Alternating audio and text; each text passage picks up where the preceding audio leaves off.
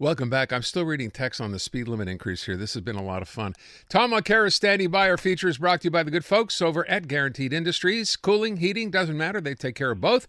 They service what they sell as well. So give them a call. They've been in business for more than 75 years. Guaranteed Industries, a Lennox Premier dealer. 514-342-3400 or online, guaranteedindustries.com. Tom, let's start with your take on the question I asked today before we get to the really serious stuff. Province of Ontario today announcing they're going to be increasing speed limits from 100 to 110 on almost 1,000 kilometers of highway, including on parts of the 401. And I'm suggesting, should we not follow their lead and do the same here in Quebec? No, because we already have an unofficial speed limit and nobody enforces this, the 100 kilometers an hour we have here. We have a tolerance right up to 120. And the police will actually talk about that openly. So if we were to go to 110, people would just get ambitious and try to move that up to 130. Tom, they would never do that. They would yes, never. They would. No, of course and not. in Ontario, they're much tougher. They don't allow that big leeway that we allow here in Quebec. That's 20% above the speed limit. So I think that Ontario is simply saying, yeah, you're going to be driving at about the same thing as Quebec. You'll go a bit above the 110, you won't get a ticket. Beyond that, you're going to get nailed. So I think that it all comes out in the wash. I don't think that there's any real change here. I'm very disappointed, Tom, to hear you say that. But that's fine. I will point out we had a caller who was driving on Côte de Liesse where the speed limit is 70, as it is on the Ville Marie, which I think is ridiculously low. Very tricky, yeah. And he got a ticket for doing 85, by the way. Yeah, but that's not 20. Yeah, that's more I'm than just saying. Above, that's more than 20% above the speed limit. Just saying. And it's also very tricky for those side roads. So when you're, for example, when you're coming up to the Autoroute 13, and you take, let's say, the 440 into Laval, that whole side lane, that whole approach lane, that's 70K, which makes sense because it's big and wide. Sure. You're on the 40 in Pointe Claire, for example. You get off there, let's say at St. John's, and it's 50, and you really have to slow down. And they love waiting for you there. So yeah, you've got to know it's not uniform at all on the big roads around Quebec. Okay. I'm going to let that go, Tom. Let's talk about the other story today. So we have a little fight going on between, it would seem, Montreal Mayor Valérie Plante and Provincial Transport Minister Geneviève Guilbeault, all concerning public transit. I was just watching some of the back and forth on this. The line that really stuck out to me is this idea where Quebec basically thumbs its nose at Montreal and says it's not our responsibility to take care of public transit in Montreal, to which the mayor says, oh yeah, well, you know what? We help support other industries outside of Montreal. What do you make of this? I mean, look, I know, and I asked this earlier of Jim Meny, I said, Quebec has been thumbing its nose at Montreal for this kind of stuff, obviously for a long time, but It seems public transit is something that the provincial government would want to push and want to promote, so why the fight? Well, we actually have a minister who's in charge of that because she's the Minister of Transport and Sustainable Mobility. And who would that be? Oh, it's Geneviève Guilbeault. So look, when this broke yesterday, I was doing French panel television, and I said, it's very simple. This is just François Legault saying he doesn't care about Montreal or, well, now Quebec City, because it looks like he's going to get clobbered there as much as he already gets clobbered in Montreal. His fiefdom is everything outside of those two major cities. He's talking to them and saying, nobody's going to raise the price of registering your car. Nobody's going to raise your taxes on this stuff. Montreal's already gotten more than its fair share. And this goes back to when Valérie Plante thumbed her nose at a multi-billion-dollar project that the province was going to pay the whole shot on, which was the REM to the east end of Montreal. Just prior to the last election, she put the screws to Legault. Legault was smart. He just said, we'll have a committee look at it. The committee came back with a project, I think that was in the 30 billion range. I might be off a bit, but it was something absolutely nuts. And Legault has said, we'll think about it. And of course, there's nothing going to come of it. So Valérie Plante slammed the door on one of the biggest projects that you've ever seen to develop the eastern part of the island of Montreal, because she didn't like the fact that it was coming in high down René Lévesque Boulevard, and she didn't. It wasn't her plan. It wasn't her way of looking at things. There's got to be give and take in these things. Same thing with Bruno Marchand in Quebec City. His plan for a tramway was completely bonkers. The idea of a tramway is great. The idea of more electrified public transit is fantastic. But the Quebec City gang were saying, since we're going to have, we can lower the price, because instead of having like engineering companies manage this project, we'll manage it from Quebec City Hall. And Legault was going, no, you won't. So yes, Legault is turning a deaf ear to any entreaty from those two big cities, because that's not his political base, nothing new in that. But at the same time, to deny that we need more public transit at a time when we know that 43% of greenhouse gases comes from transportation, and that's where you've got to cut, that's just irresponsible. But it's a political game. It's a very raw political game. And Geneviève Guilbeault really slammed the door on this yesterday, saying you're lousy managers, and Legault just backed her up today. Okay, let me move on from that and get to this other story, which doesn't affect us here, but it's a big story. This has been an issue back and forth, right? So we found out today that, in fact, this idea of wearing a keffiyeh, this is Ontario MPP Sarah Jama, was ruled but basically illegal in Ontario in the legislature there. What's going on with this story today? Okay, this is a complicated thing, because you would first of all tend to tell yourself, well, what's the speaker of a legislature doing telling people what they can wear in the galleries or as members? It's more delicate to try to tell members. But Ted Arnott, who is the speaker of the legislature of Queen's Park, said, look, I don't want people coming in here wearing billboards.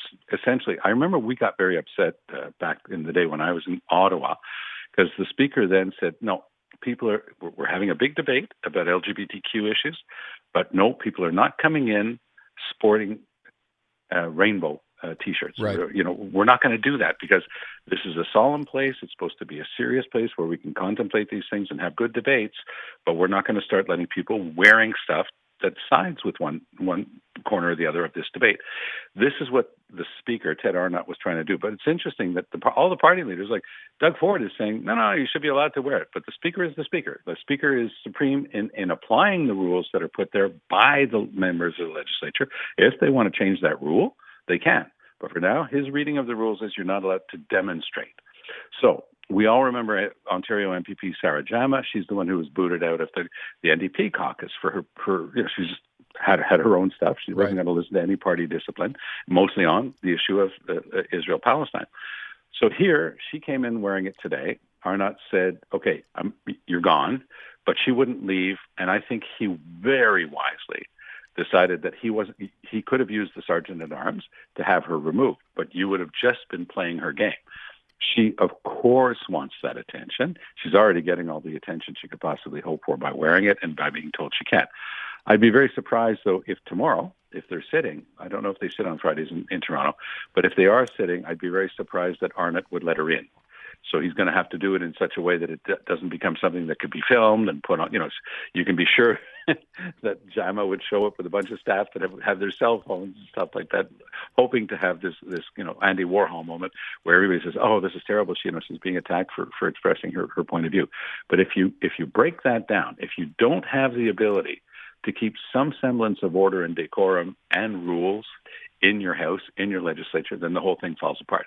Sarah Jama doesn't seem to care one bit about that. It does seem to be a lot about Sarah Jama, in my view, and she's going to continue her little games around this stuff. Okay. While I still have a minute here, let me get your latest. I don't think we talked about this last week. So this idea of garbage cans, this is Canada Lands, I guess, right? Or Parks Canada. Parks Canada, deciding they don't want to have garbage cans. At work, yeah. I don't get. Look, I live in Griffintown, so I'm just across from where this is all. It's just around the corner from your place. Yeah, it is. And I often say we'll be walking there, and I'll say there should be more garbage cans here. And in fact, what they've done is they've taken them all away. I don't understand this at all, Tom. Oh, I do. After 40 years in the public service, I know exactly what happened here. They were passing the hat. They had to reduce their spending because the government had said we've got this $40 billion deficit guidepost. We don't want to lift that anchor. It's got to stay there. So every minister was told, you've got to find some savings in your ministry. So somebody barked this down the tubes to Parks Canada and said, how do we save money?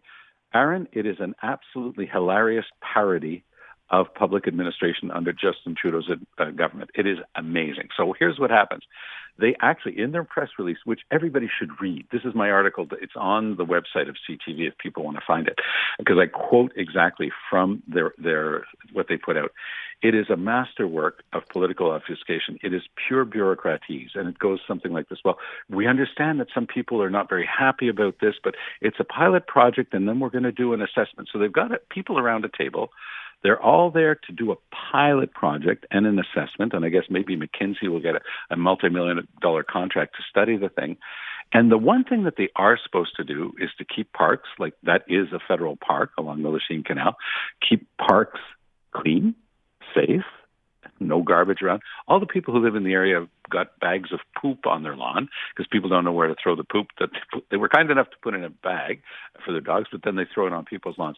Look, this is a caricature. It's a parody of the federal government, where the one thing that you're supposed to do, you have committee meetings about, and then you don't do the one thing that is the service to the public, i.e., take out the garbage. It is one for the ages. This is one of my favorite civil service stories. My favorite is, of course, the day that a few years back, all ministries were asked to come up with some savings, and the RCMP very cleverly said, we've looked everywhere. The only place we can save money is on the musical ride, knowing full well that there's not a minister or a government that's going to get rid of the RCMP's musical ride. They didn't have to cut their budgets. I don't know, Tom, just sitting here shaking my head. Can't believe people are actually paid to make these sorts of decisions. And this decision, someone must have sat and said, this is genius. Who thought of this? Classic. Yeah. An absolute. I was recently named an expert en résidence at Quebec's ENAP, the École nationale d'administration publique, so Quebec's School of Public Administration. And I can guarantee you that this event is going to be part of one of the conferences or speeches that I'm going to be giving there next time I have the opportunity, because it is an absolute humdinger. It's a classic. Tom, breaking news. I'm just seeing this now. The garbage cans along the Lachine Canal were reinstalled today. Wow. They're bringing back the garbage cans in Griffintown, 3 exclamation mark. They were there today. So I guess they've been listening. Now, these are 2 different texters sending me this. So maybe that's in fact, they realized it. And I have to tell you, my editor was quite at CTV sent me a little note today. The article, because they're able to measure these things, of course, because it's online.